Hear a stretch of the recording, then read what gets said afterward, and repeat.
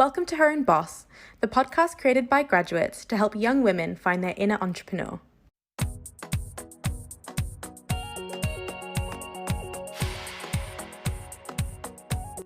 Her Own Boss is brought to you by fellow graduates, Anissa, Sarah, Ben, Megan, Lucy, and me, Nikki, as we navigate our way through our careers and speak to inspiring women who can help us on the way. Today I'm joined by Vanessa Vallely. Vanessa is currently founder and CEO of We Are the City, a network of over 120,000 women, which helps organizations attract, develop, and promote their female talent. Before she started working on We Are the City full-time, Vanessa had a successful 25-year career in financial services and was awarded an Order of the British Empire, or OBE, for her services to gender diversity in the UK. In this episode, we talk about how Vanessa went from her first entrepreneurial venture at age 10 to leaving school after her GCSEs to becoming the most well-networked woman in the UK. If you enjoy this episode, then please leave us a review and let us know who you'd like to hear from on the next season over on our Instagram at Her Own Boss Podcast. Enjoy! Hi, Vanessa. Hello. How are you doing? I'm good, thank you. You ready for your quick fire questions? Oh, I'm frightened, but yeah, let's do it. Okay, the first one. What's the last show or movie you watched? Grown Ups. Oh, I love that one. If you could bring back any fresh fashion trend, what would it be? Flares. Flares. I think they're coming back, I think they are back. And what's the worst job you've ever had and why? Oh God, worst job. I used to work in a pie mash shop washing plates, like a Cockney delicacy, if you like, in the East End is jellied eels. Oh. And I used to have to clean the eel stand where they used to cut the eels up. And yeah, you had all their kind of their insides and stuff like that. It wasn't the most glamorous job. And I used to earn £8 for a 5-hour shift. No way. Oh, yeah, it's a lot of money. It wouldn't be worth it now for £8, I can tell you that. No.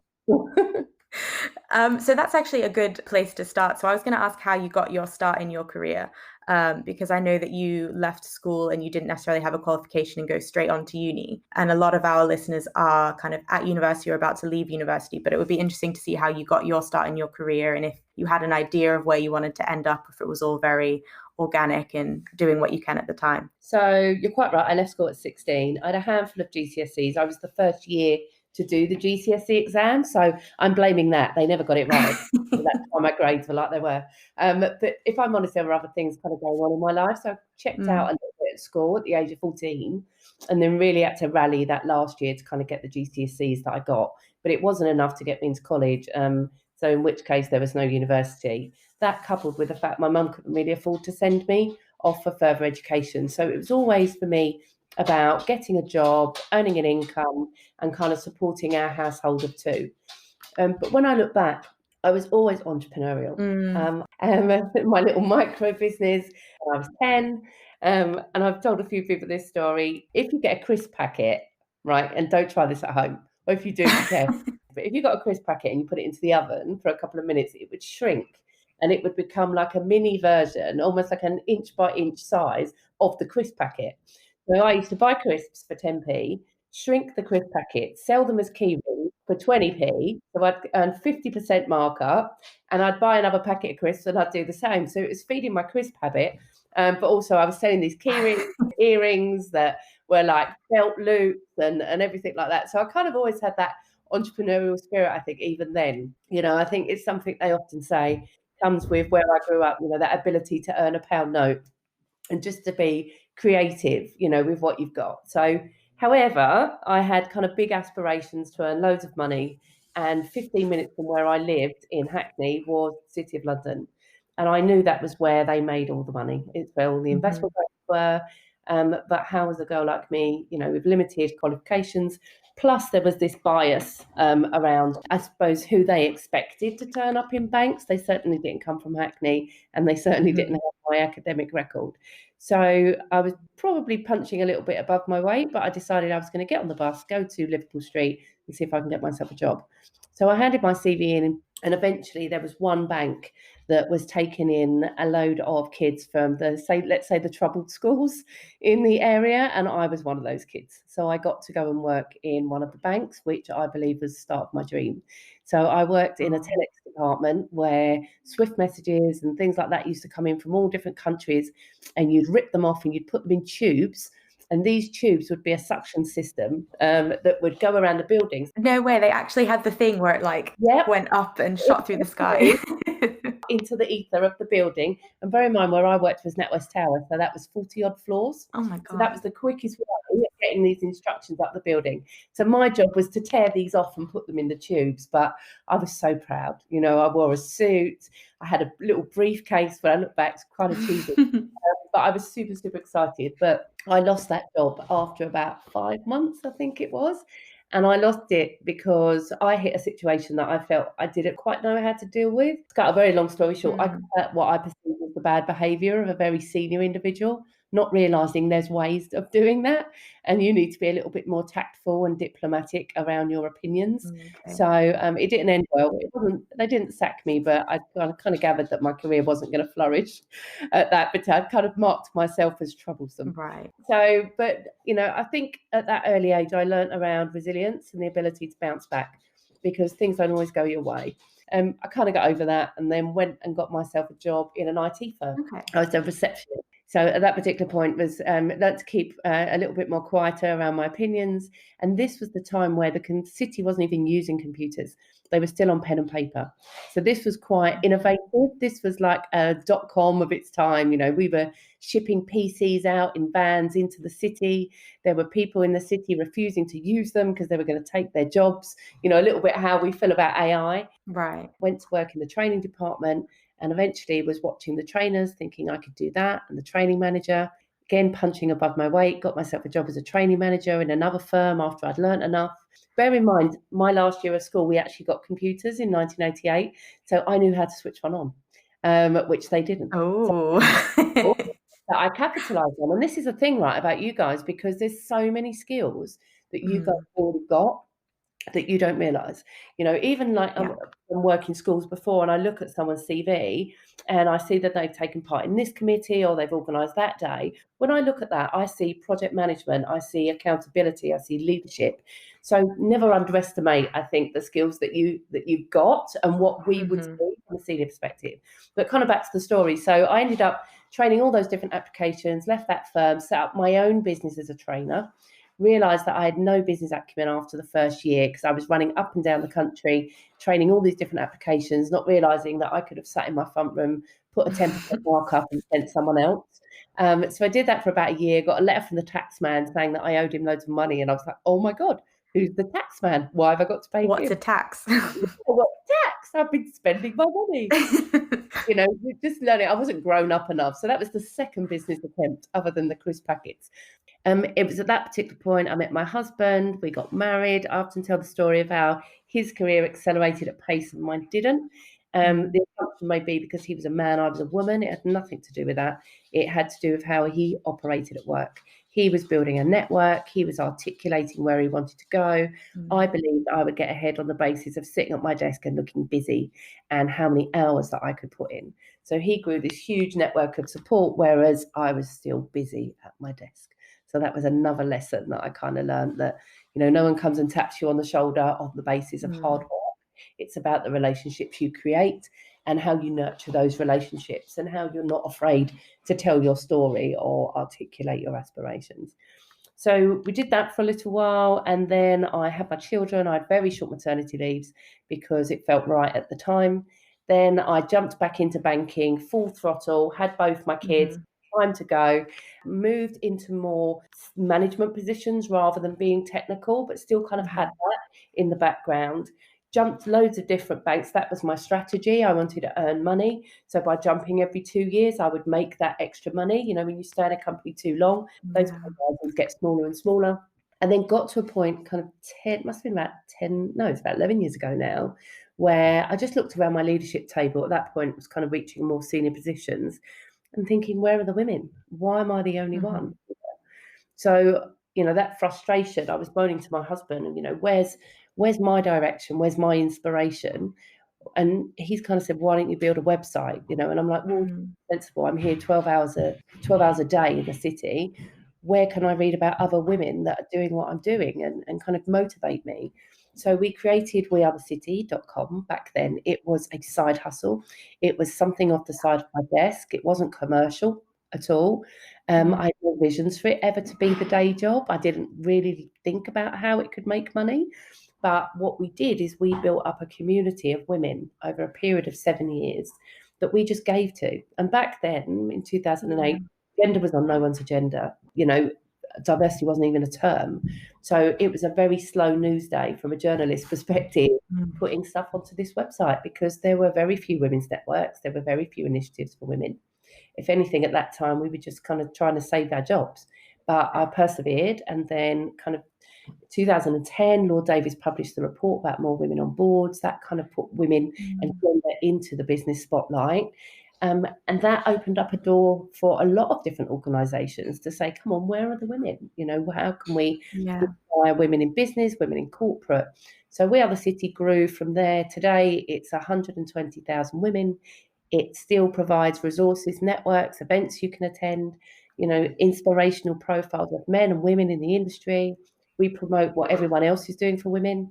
There is a sister site called We Are Tech Women. So we do lots of, awards, conferences, webinars at the moment. Launched our tech podcast today. So I spend most of my life doing that and doing talks. That's fantastic. I think it's such an interesting career journey to go from crisp packets to a pie shop to IT to financial services to being a mother to being an entrepreneur. Well, I guess entrepreneur since the crisp packets, to be honest. Yeah, it was never going to be a worldwide business. You don't know, it could have been. No, I think you touched on some of the questions I had there about how kind of our view of gender and diversity has changed throughout your career. But I'd be interested to know what you think is kind of the next frontier in terms of increasing diversity, because I think especially this year, I think gender's on the minds of people a lot, but now even more so, it's looking at other types of diversity, whether it be kind of neurodiversity or physical diversity or racial diversity. And you kind of hear about some of the tools we use to increase diversity, whether that be quotas or training programs. I'd just be interested to get your thoughts on what you think is kind of the next frontier. What's the next best tool we can use to increase diversity and inclusion? So I think, obviously, given everything that's gone on this year with Black Lives Matter, it's quite rightly the focus on ethnic groups. As I say, it's long overdue. At We Are the City, we've always been acutely aware of the intersectionality of our women, because when you cross multiple different areas of identification, sometimes you think, where do I go, kind of where do I belong? I'm a woman, but I'm a Black woman, but I'm a woman with disabilities, or I'm from the LGBTQ community, so where do I kind of go? So I think that intersectionality is really, really important. I think we're seeing increased focus on, as I say, individuals from the Black community, but also on that intersectionality from a gender perspective of women. So I think that's definitely an area of focus. And I think, with things that have gone on this year, I mean, gender is still very much on the agenda, but I definitely think that there needs to be more focus on the ethnic side. And you've seen a lot of companies putting out very strong statements about how they're addressing it. I think now I'm kind of looking at them saying, where's the action? And I think a lot of people are kind of doing the same thing. So interested to see how those next months pan out, how we can, support Black businesses, Black founders, how we can support that community for their equality too, and recognise their struggles. Yeah, definitely. And from your own experience working in, financial services, kind of typically a very male-dominated environment, do you feel like you felt any of those barriers to being a woman in that industry, or what are kind of some of the lessons that you learned? You mentioned there that with your husband, you didn't think it was because he was a man, it was because he knew what he was doing. Yeah, I do. I mean, there's been a huge shift around gender, especially around financial services. I think there's an acknowledgement now that things were different for women and that there weren't enough women at the top. And there's been a number of companies and organisations that have been trying to right that wrong for probably the best part of the last 7 or 8 years.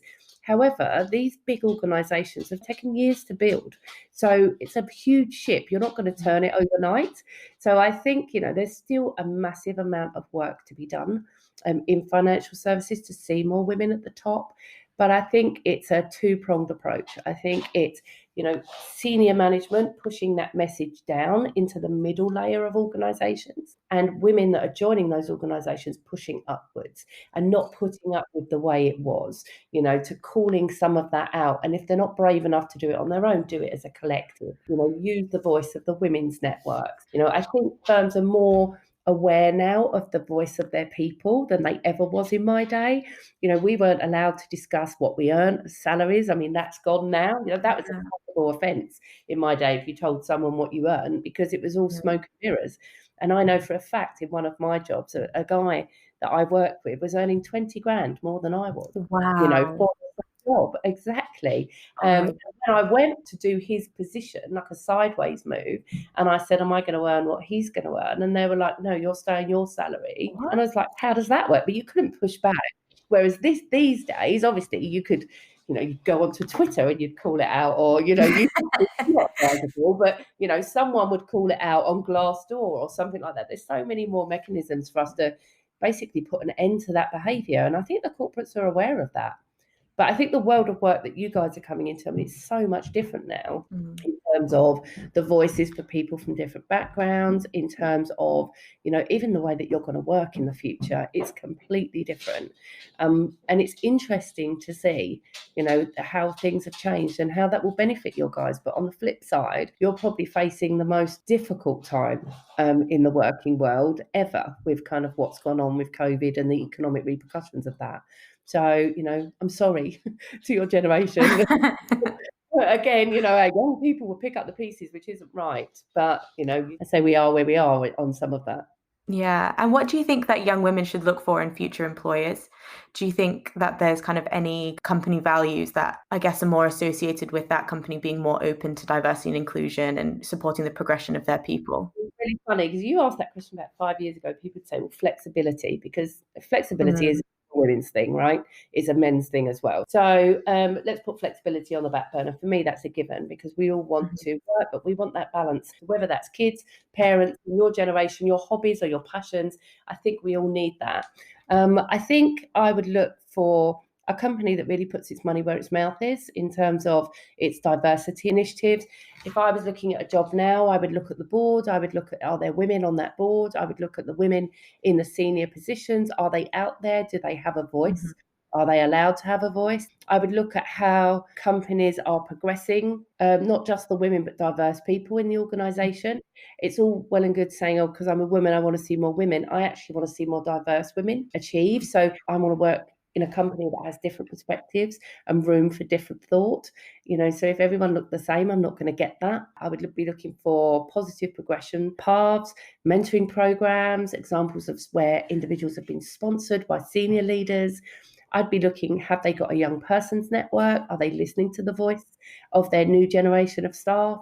They're the things kind of I would be looking for. But from a cultural values, it's all very well walking into a building and seeing beautiful words etched into the marble of a wall in the reception, but do they actually live and breathe those values? Yeah. You guys have got the channels. You have social media now, which we never had, whereby this kind of stuff is called out. Do your research. Are you joining the firm that you think you're joining? And will you still have a career path there in 3 to 5 years once you come off the grad scheme or once you've been there a couple of years? Yeah, definitely. And I think that point about internal networks as well is really important, because when I was in uni, I didn't know that existed. I thought you go to work in the building, you work and you leave. But actually there are kind of extracurriculars similar to at uni, and you do want to look at if they have something that will suit you and kind of your other interests, or have something that will support you as well. So I think that's a really good point. One of the biggest pieces of advice I would give to you all, the moment you hit a firm, go and look at all the different employee relations groups, even if you don't naturally identify to them, because again, you want to meet that variety of people. Go to the opening of an envelope.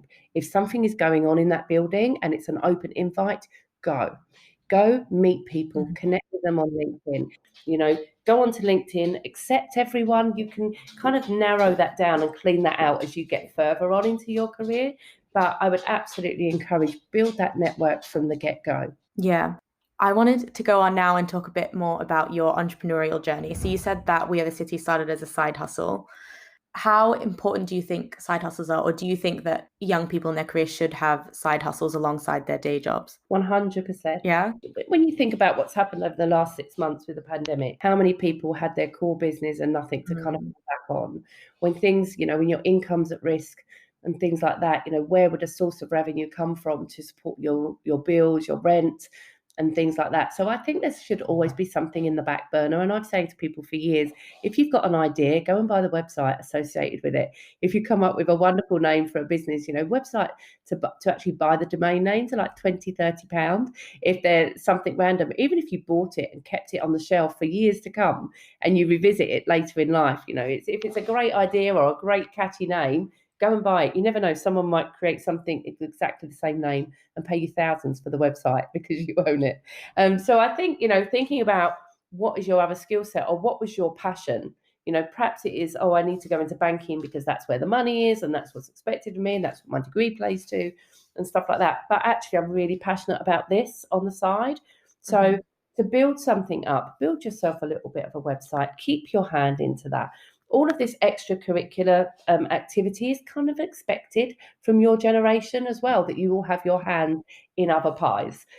So I see a lot of kind of youngsters setting up their own little businesses, whether it doesn't matter if they're not making millions because it is a side hustle. But if ever you decided that you didn't want to work in the corporate world anymore, a bit like me, you'd have built up a community, you'd have built up a brand in terms of your product or your service, and it's something that you could jump across to at a later date. So for me, it's a very important thing to consider. And why not? As long as it's not a conflict of interest with your place of work, they should have no issue with you doing it. And as long as you obviously dedicate time to it outside of work and not during working hours, then I think employers have come to expect it of your generation and the one above, actually. Yeah, I agree. And on that point about saving the domain names and website names, if you have a business idea, definitely recommend that, because we actually had a different name idea for this podcast and we sat on it for a few months. And then when we went to go and make our social media handles, lo and behold, the month earlier, someone else had taken it. Absolutely. I own loads of domains, loads of them, that where I've woke up 3 o'clock in the morning, I've had an idea of something and I'm like, right, £20 on this domain. You never know, I might do something with them. But also, if you're thinking of setting something up, I mean, you are the Instagram generation, right? And Snapchat and stuff like that. You build communities very, very quickly. And those communities will stay with you as you all get older. It's slightly more difficult for those who are starting a business now that don't have that speed of community building. We have to pay a lot for marketing and boosting and stuff like that. So I think you're in a prime position to have these little side hustles and offer your services. And what sort of tips would you give to women who are, or young people in general, gender kind of non-specific, who are working on a side hustle alongside their day jobs? What are your tips for kind of managing that? Do you think you should tell your employer, or, just kind of keep it on the down low? I don't think, I wouldn't make a point of going to HR to say I've got this business on the side. Not at all. I think as I say, I think it's expected. And if your line manager knows that you've got this passion outside of work, you can easily drop that into conversation. To me, if you worked for me and I saw that you had those kind of entrepreneurial pursuits, I'd want to bring some of that entrepreneurship into our department and into our world of work. I see that as a huge benefit, not as, anything for you to kind of hide. I think as long as you're not going into work with big T-shirts promoting your website or your product, then fair point, But as I say, I think to me it shows spirit of learning as well. So I wouldn't necessarily have a problem with it at all. I mean, when I look back at We Are the City, even then, all of my bosses knew that I did We Are the City. They all supported me. They'd let me leave early to go and do talks and things like that, because I think for them, it was their way of supporting gender by supporting me. So I think, have that conversational dialogue. This is something I do outside of work. I'm really passionate about it. But if you've got that kind of boss that's a bit of a micromanager and stuff like that, perhaps, stuck in the old days, they might be a little bit fearful that you're spending more time on that than you are doing your job. So I think as long as you're delivering and knocking out the park in your day job, what you do outside of work is kind of your business. Yeah, agreed. I think that entrepreneurial spirit is a really good point as well, because that's something that, one of our goals for the podcast isn't necessarily to make every woman an entrepreneur, but make every woman believe that they could be an entrepreneur, or at least think like an entrepreneur in their day jobs, because I think it's a really great skill regardless of the industry you're in. But also I think from a firm's perspective, from organisations, they need to encourage that entrepreneurial spirit and to give you the freedom to innovate and create and come up with ideas and challenge the status quo. So that's where I think companies and the war for talent, if they encourage you to think like that, whether you're female or male, they will have a much better organization and they will thrive, in terms of attracting future talent to their organizations if you guys are allowed to free think and try some of your ideas, and also allowed to fail, because that's a big part of entrepreneurship. I've tried loads of things that haven't gone right for whatever reason, and it's the ability to be comforted that it's okay to fail. It's not a failure, it's a learning, it's a lesson that we've learned. We'll just get up and we'll try something different and we'll try again. So I think there's a lot of big cultural shift that organizations need to make to encourage that as well. Yeah, I'd be interested to hear from you what you think the qualities of an entrepreneur are. So when we were doing some of our research for the podcast, we spoke to quite a few young women. And when we said, what are the qualities of an entrepreneur? They kind of list them all out and we're like, yeah, agree. And then you say, do you think that you're an entrepreneur? And they'll say, I think I have some of those skills, but I don't think I'm entrepreneurial, which is a really interesting disconnect because you can have all the skills, but still not see yourself as being entrepreneurial. I definitely see myself as entrepreneurial. Yeah. I say from the get-go, I come up with ideas. I'm not frightened to try some of those ideas. I'm not frightened to fail. It hurts, don't get me wrong, but I say I see it as a lesson learned. I even come up with ideas for other people to set up their businesses. If I see something that, pains me or something that isn't right, I'm like, why didn't someone do that? I don't have the time to do it, and give those ideas away. So I'm constantly looking for things to create to make life better for someone. And I think that's the fundamental part of an entrepreneur. Sometimes if you take away the ability, obviously I want to shed loads of money, I want to come up with the next Google or something like that. Ultimately, entrepreneurs find a problem that they wish to solve through a product or a service, but it isn't a one-time thing.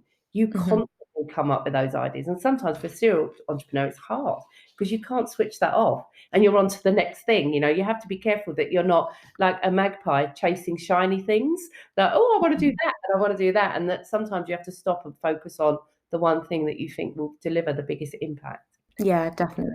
I say that I tick all the boxes, and I can see entrepreneurial spirit in others. Sometimes when I talk to like your generation or other people in my talks and someone's got an idea, just that passion inside them for the idea that they've got. And sometimes it's that passion that can carry you a really long way in terms of people buying into your ideas, people supporting you. If someone pitches up and says, I've got this idea and it looks like this, as opposed to someone who goes, I've got this great idea and I can't wait, I'm going to do this and I'm going to do that. It's like, wow, yeah, that sounds amazing. So it's that passion in that individual that makes you believe that, yeah, do you know what? They might be able to just do it. Yeah, definitely. If you had to pick kind of 3 top tips for someone that wants to, I'm going to say, turn their side hustle into their full-time business, what would that be? Because that's what you did with We Are the City. I think obviously research the market, right? That's with any business. Is anyone doing what you're already doing? Are they doing it exceptionally well? Is someone really, really embedded? Is someone up for being challenged in that market? Perhaps they're doing something, they're doing it well, but they haven't factored in other things. So I think the research piece is the very first thing that you want to do. Your price point of kind of where you want to sell in that market as well is really, really important. How will you generate revenue? And I'll never forget when I first started We Are the City, I had a conversation with someone I really respected. And she asked me, I don't see you ever making money on this. Wow. And I could have, because she was quite high up, she was lovely. She didn't mean it in a nasty way. She just didn't have the vision that I had. And to be honest, I didn't have my full vision at that particular time. But I kind of walked away thinking, maybe she's right. Maybe it's never going to make money. So I would say, know yourself and know your passion for your product. And again, if someone's out there selling something that's remotely similar, that means someone remotely similar is going to buy it. So I would kind of look at that. And again, just think about the brand.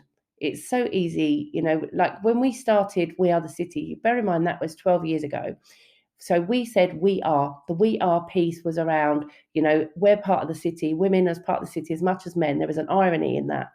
If you look at how many people use we are these days, we are everything. So we kind of coined that 12 years ago before anyone was using it. So I remember about 6 years into it, I was thinking about my brand. Oh, I'd love to change it to women in like women of the city, or, because it's not just London, it's any city, or perhaps I should have put a more global stance on it.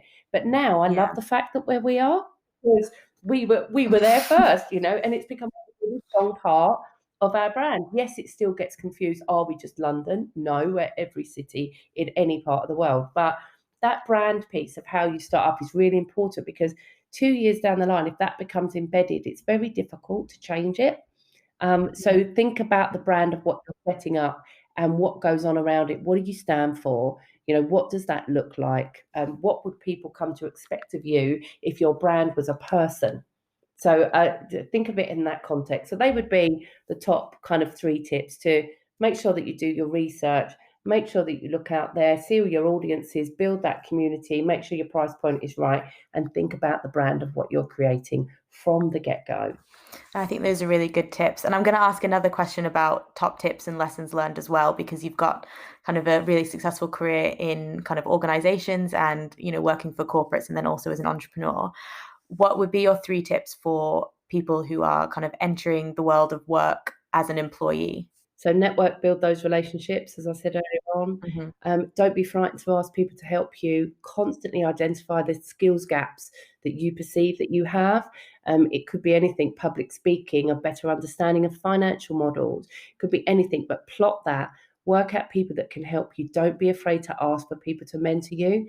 Put your hand up for the scary work, right? There'll be things or opportunities that pop up in a room and you want to go for it, and you think, oh, say if I fail, or say if I'm no good at that. I want you to put your hand up so high, right? Sometimes doing the stuff that scares you will be the best opportunities for you to learn.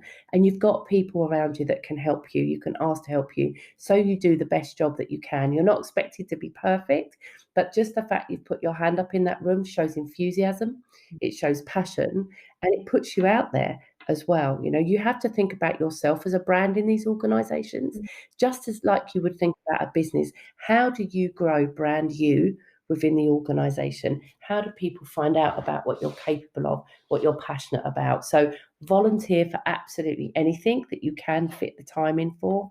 Go to the, as I said earlier on, the opening of an envelope, if you can, within the organization. Don't be frightened to ask people to mentor you or help you. Collect those individuals, in terms of your future helpers. Make sure you connect with them on LinkedIn. That would be my biggest piece of advice. Work that building as much as you can. Yeah, I like that. And then our final question is something we asked all of our guests, and it's what gives you confidence? What gives me confidence? Something you can't buy. It comes with age, I think.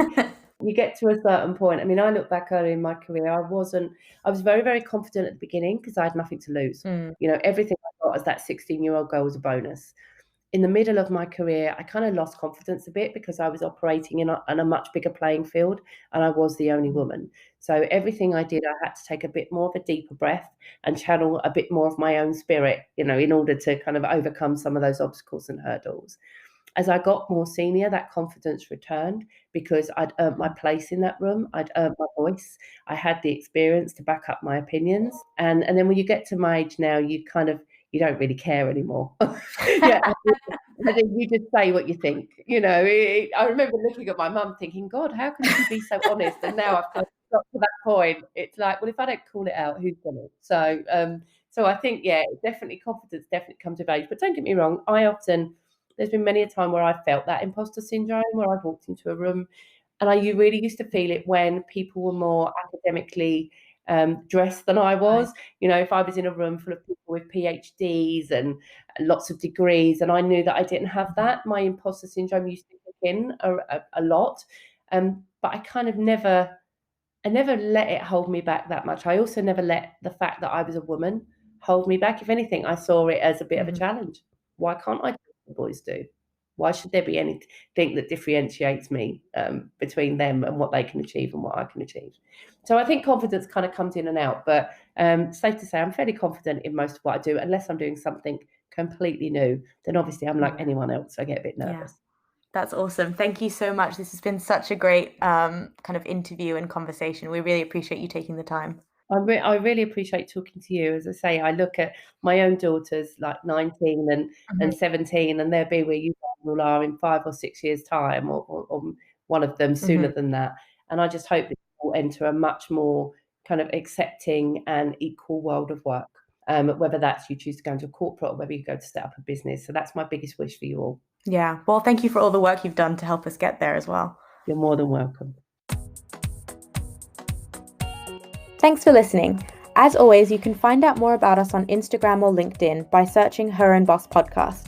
And we would love it if you could leave us a review and recommend us to a friend.